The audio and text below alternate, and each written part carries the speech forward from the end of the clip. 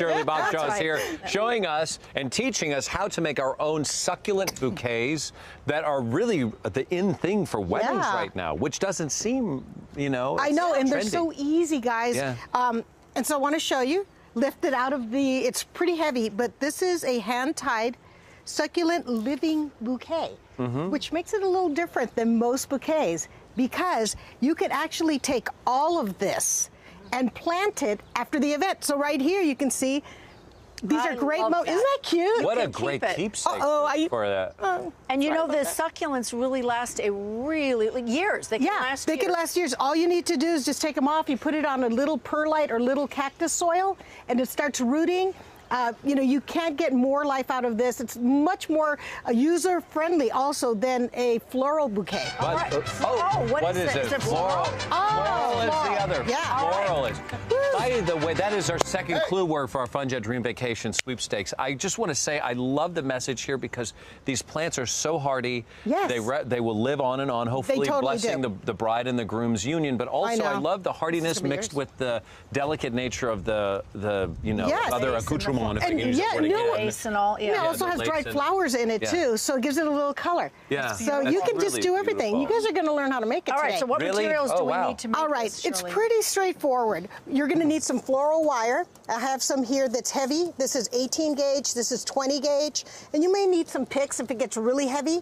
Floral tape, scissors, and then just some pliers for working with your wire and some wire cutters. Perfect. And you need some succulents. And lace. And the pretty stuff. That's after you put it together, you decorate it. But you want to see how you prepare your stems? Take a look at my tape here. First thing you do is you take a succulent and you take off all of the soil from the roots. Wash it, get it all off, and then remove the lower stems so that you have a little bit of the trunk that's left. Oh, you like that? Yeah, go ahead. Okay, and then make sure you dry it because the floral tape will not stick to it if it's wet. So I'm just preparing this. Then I took an 18 gauge wire and I just pierced it through the stem. That's gonna make it stand up.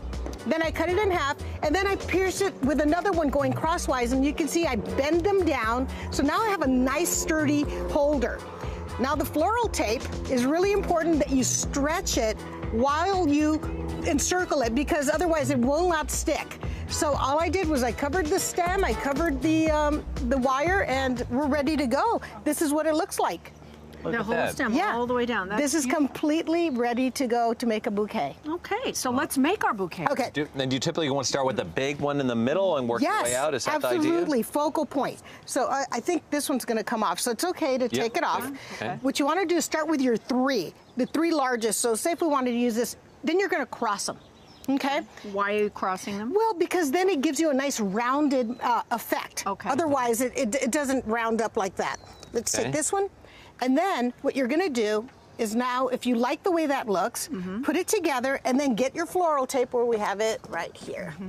And this is going to be the sort of the heart and soul of the bouquet. This is center part of yeah, you know what? Let me use this one as an example. That'll be the top part. Okay. And so as you keep adding, just keep stretching it just like that, Christina.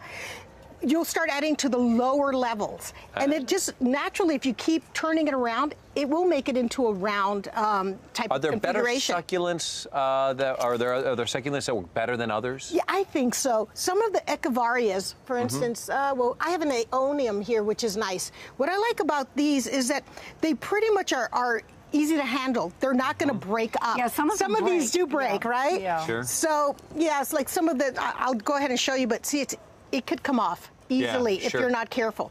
So you've got your first three. That's cute. There you go. All right, now just take that out. Okay. Something you may want to do is use filler. Like this one, this is a beautiful little filler, just to soften the edges between one succulent to the other. Isn't that pretty? Yeah. It's beautiful. And you know what, let me just do this. And every time you add, you tape.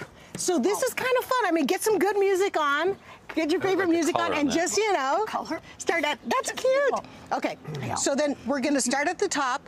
Again, I'll help you. It's also something you can do with somebody else. I mean, two people. Let me just ask you something though. When, because I'm curious, is how you get this and plant it like that without, will it root? I mean, there's no root to it. So how do you do that? That's, look what I just, actually, that's a good thing that fell. You know why? This doesn't have a root, right? Right. If I put this in a pot with cactus soil, guess what? It's gonna root. Oh. That's right. But now these, for instance, this one, what we're gonna do after the event, you're just gonna take off all of the rolls, and then you just cut it off with a scissor. Take all these little heads and you just put it right on the soil. But it's and special that is it. soil that you use, right? Well, you could actually use even potting soil.